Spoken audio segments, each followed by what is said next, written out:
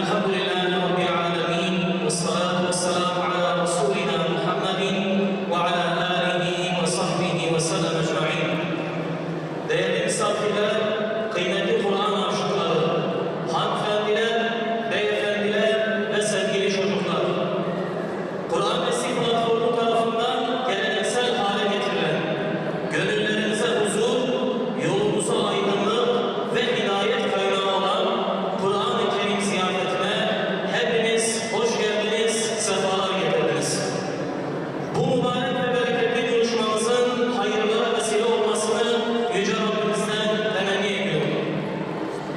Bugün burada Allah'ın kelamı olan Kur'an-ı Kerim'i dinlemek, onun nuruyla kalplerimizi aydınlatmak ve gönüllerimizi manevi bir iklimde buluşturmak için bir araya geldik.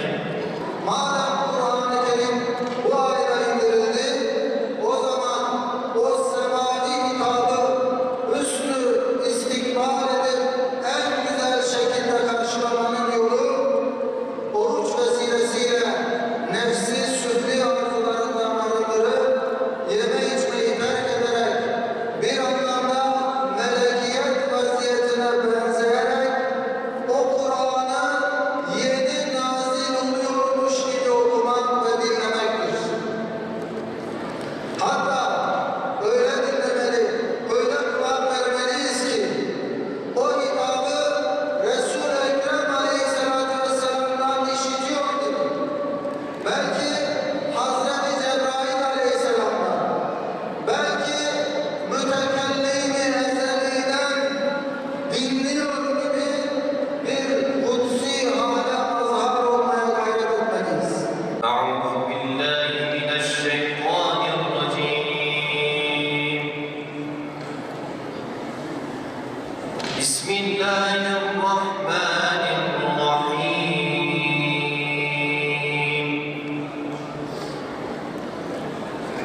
ولله ملك السماوات والأرض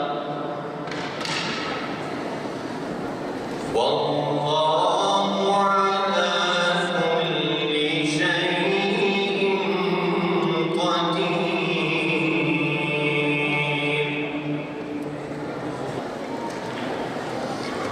الذين يذكرون الله قياما وقعودا وعلى جنوبهم بسم الله الرحمن الرحيم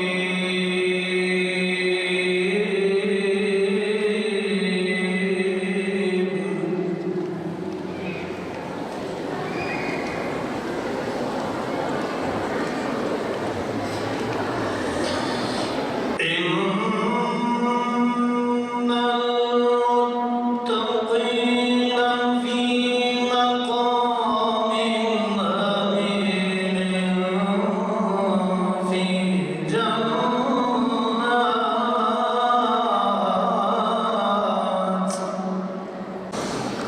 يلبسون من سندس واستبرق متقابلين يلبسون من سندس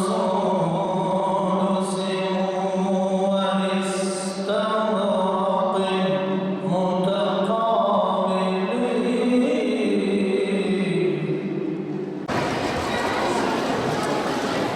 ومن الليل فتهجد به نافلة لك